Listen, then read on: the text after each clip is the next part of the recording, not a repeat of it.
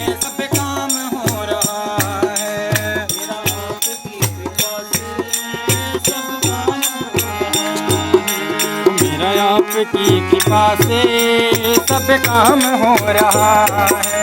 मेरा आपकी कृपा से सब काम हो रहा है।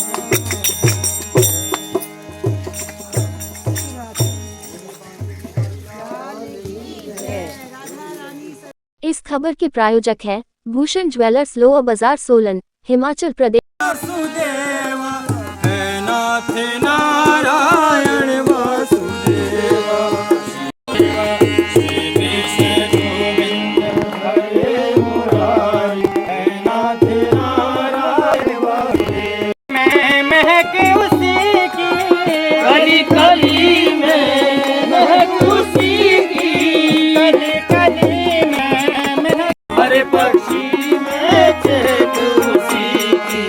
हो नाचे मोर कुटे, हो नाचे मोर कुटे, हो ये काली के पता शाम बोलता, राधा नाम की लगाई फुलवारी के पत्ता पत्ता शाम बोलता।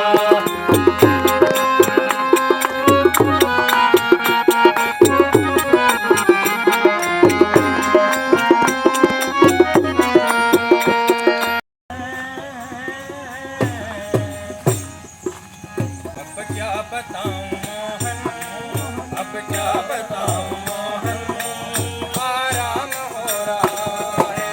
अब क्या बताऊं मोहन, आराम हो रहा है। मेरा आपकी कृपा से सब काम हो रहा है, मेरा आपकी कृपा से सब काम हो रहा है। मेरा आपकी कृपा से सब काम हो रहा है। मेरा आपकी कृपा से सब काम हो रहा है। मेरा आपकी कृपा से सब काम हो रहा है। मेरा आपकी कृपा से सब काम हो रहा है। सब काम हो रहा है। मेरा आपकी कृपा से सब काम हो रहा है। मेरा आपकी कृपा से सब काम हो रहा है। मेरा आपकी कृपा से सब काम हो रहा है।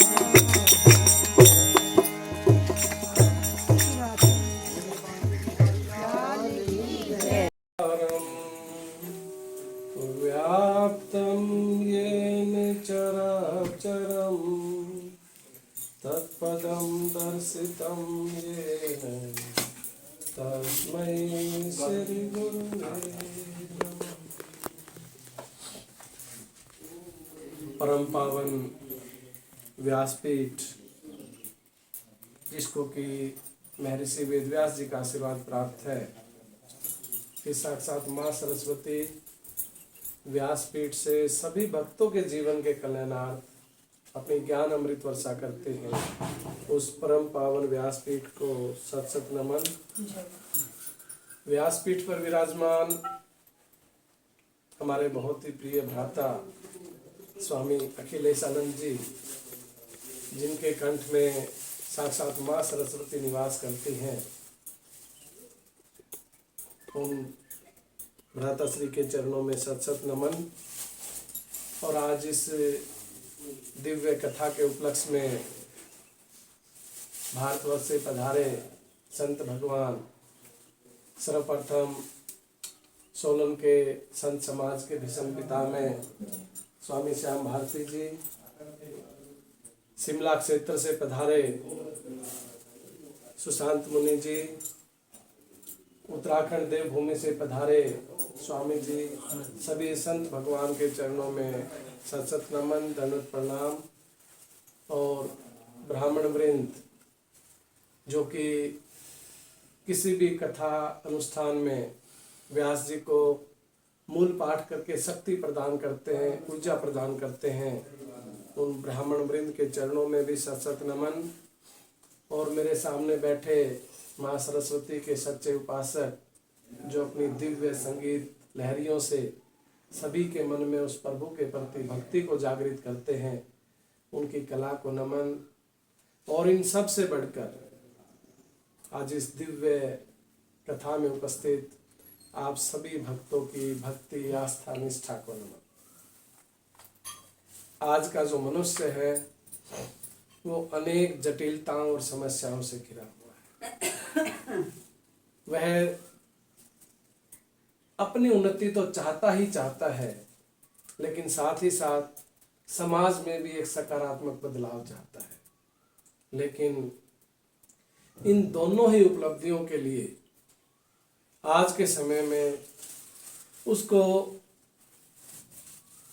सही विचार पुंज, सही मार्गदर्शन की कमी खलती है।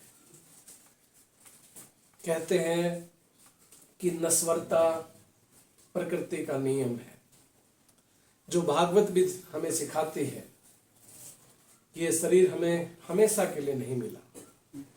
जब तक मिला है तब तक इसका कैसे सदुपयोग करना है, ये इस तरह के दिव्य अनुष्ठान करते हैं।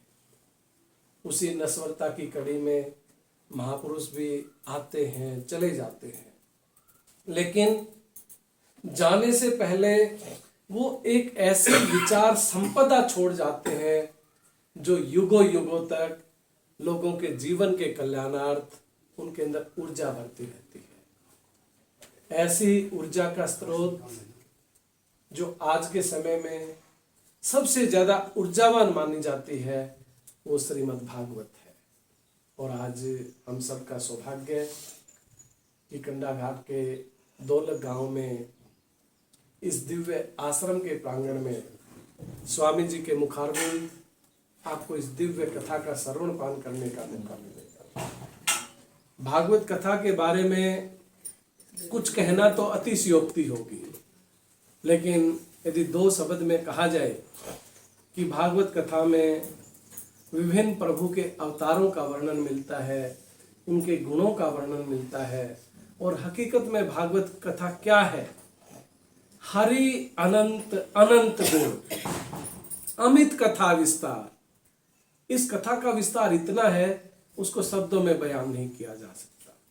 हकीकत में भागवत कथा सुरधेनु समान। भागवत की कथा देवताओं की जो कामधेनु गाय थी, जो हर इच्छा को पूर्ण करती थी, उस कामधेनु के समान है। लेकिन किसके लिए है वो कामधेनु के समान?